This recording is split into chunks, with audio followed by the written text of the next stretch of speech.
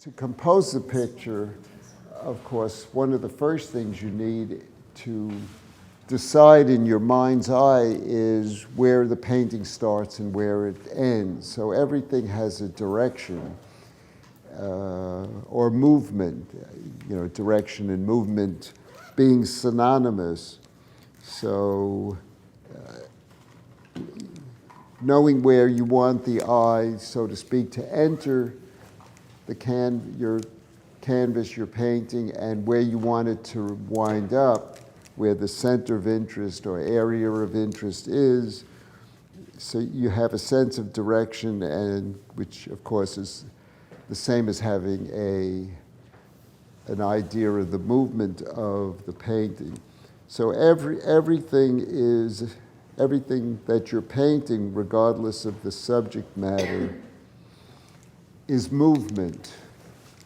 How to move the eye either across the two essential directions that you can paint, no matter what you're painting, is either across the picture plane or side to side or in and out of the picture plane.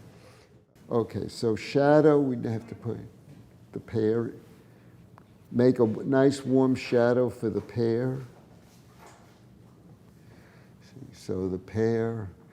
Now, here the pear is lighter than the background, which means to make this really be in front of give the illusion it's in front of the background, it has to be more colorful than the background. If I can make that more colorful than the background. Find the shadow side. The shadow side of the pear has to be more colorful. Yeah. To make it come forward from the background. Yeah, unless I wanted to make it darker than the background. Maybe, well, decide. I have to think about that. Meanwhile, I'll just put in some shadow back here.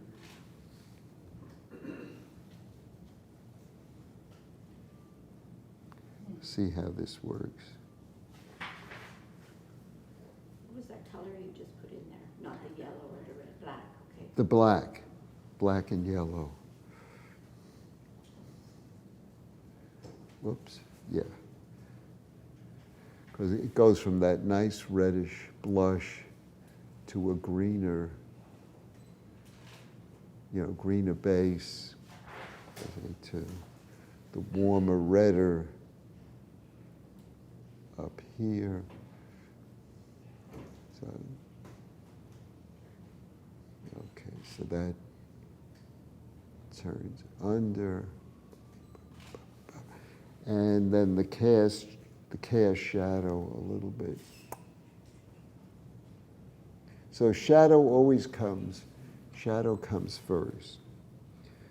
You always put your shadows in first, then the lights.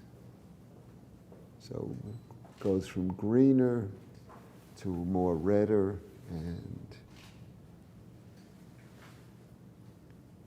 the shape. So your shadows always make convex, the light against the shadow always makes convex shape. And the shadow takes its shape. In fact, what I'm going to do, so I'm going to adjust this a little bit. The shape of the shadow takes its shape from the outside on the shadow. So if this is the shape of the vase, where however so much shadow there is, will always match this. So this is the shape, whether it's this much shadow, this much shadow, this much. It's always following that. So light always makes a convex shape. If you make a concave shape, there's no way to give this a feeling of form. So it's convex,